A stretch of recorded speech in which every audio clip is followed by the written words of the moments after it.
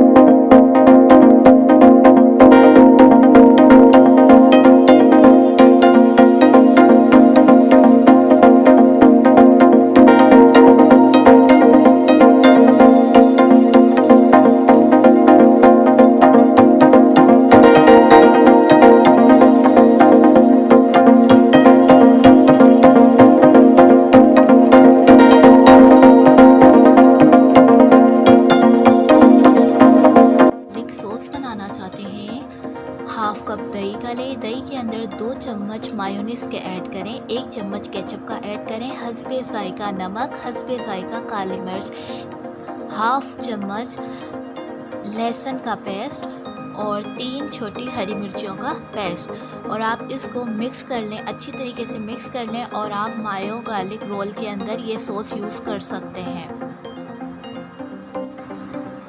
अगर आप इस चैनल पर न्यू हैं तो चैनल को सब्सक्राइब करके बेल के बटन को ऑन कर लीजिए ताकि मेरी आने वाली हर न्यू वीडियो सबसे पहले आपको मिल सके।